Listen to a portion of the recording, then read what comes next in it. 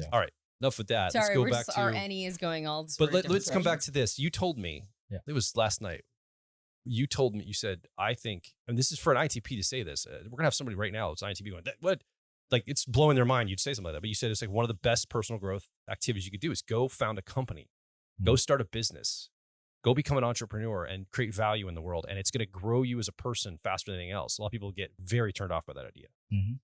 Talk more about that. Like from an INTP standpoint in particular, wouldn't it be better to go study formal logic and work on your math skills and your logic and your debate and your refining your thoughts and all of that? Why would you say, even to INTPs or INFPs or anybody that doesn't have, that's not the TE extroverted thinking effectiveness user, really?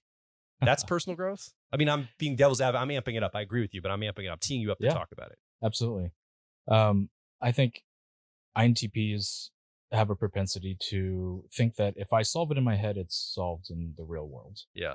And that kind of creates a lot of excuses to not get out into the world and to test our ideas. And because they're perfect in our heads, we worked really hard on them. Entrepreneurship for INTPs and also for other types, it kind of forces you to contend with all of the richness of reality immediately. So if you think you have a world-changing idea, prove it.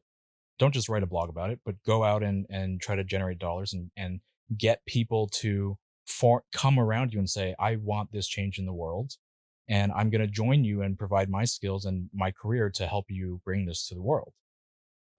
What I see a lot in entrepreneurs is whatever the blind spot that they have in their personal life, for whatever their type is, or you can use any system really, that just manifests in their business. So the business in the beginning, it's really just an extension of the self. Yeah. A true organization is selfless. It accounts for the different types of people, and it can do all the things it needs to do without being held back by one person with all the power, who is the founder. And so particularly, and I work mostly with people in their early 20s. They're kind of at a stage where they're figuring out, what is my contribution in the world? What is the mark I'm going to leave on the world?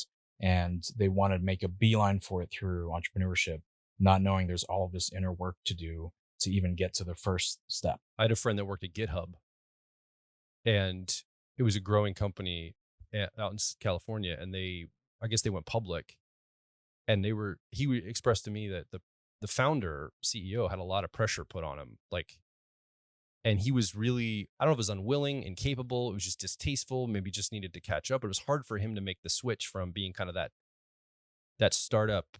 We're running and gunning, we're building product, we're shipping quick, it's a flat organization with no hierarchy, and he needed to put some hierarchy in and needed to bring some structure and some more, more timed meetings and, put all the proper things in place that a bigger business has when it scales, when you go public and all that. And it was causing a lot of challenge because that's when you're at that role, you have to learn so fast in uncharted territory. Because often if you're an entrepreneur and you're developing something, you're creating something that hasn't necessarily been created before, or at least doing it in a way that hasn't been done before, right? Like our Airbnb, let's say, they're creating something that's like using people's houses as inventory for places to stay. It's like a really new idea. So you're in uncharted territory. You don't know the tax laws. I mean, crypto's here now with a lot of crypto companies. Like, you have no idea what's going to be regulated, what you're allowed to do. So you're inventing it as you go. And then you also have to kind of invent yourself as you go, is what I hear you saying. This internal invention of self. Yes. And also, I think you touch on a key point. The second you have employees, you're responsible for paying their rent, making sure they eat that month.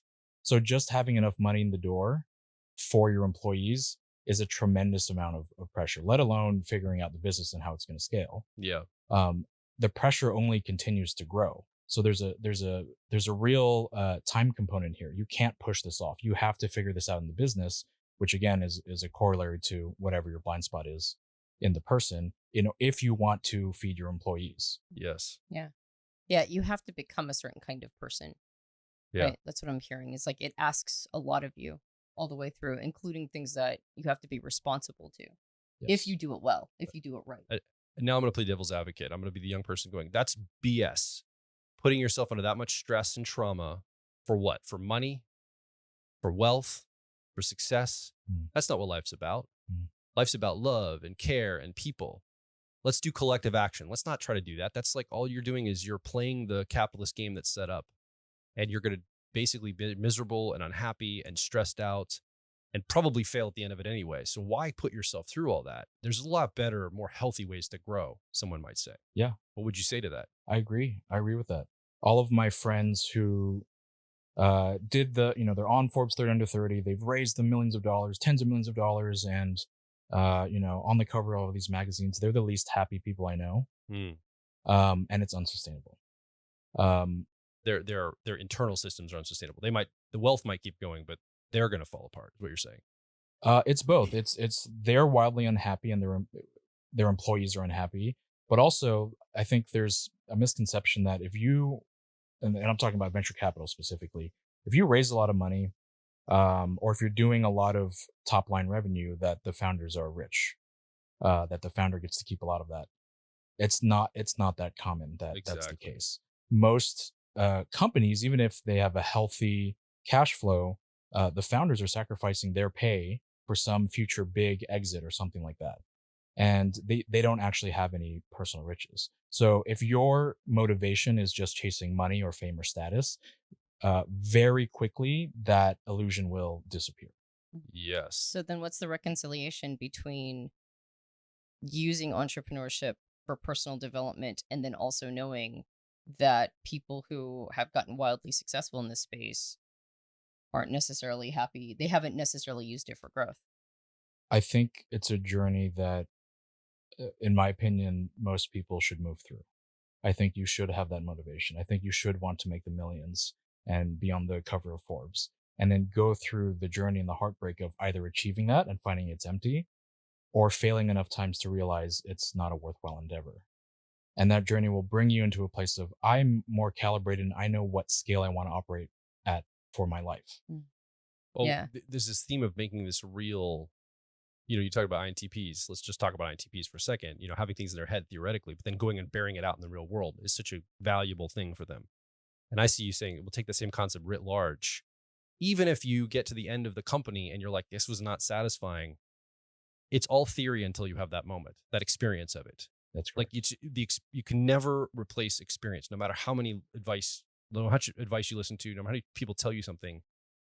If you're wired that way and that's what you think you want, and then you get to the end of it and it's either not satisfying or you do have some success, but you had to really grow as a person, you had to go through it. Entrepreneurship is one of those things where you get into it because you want something.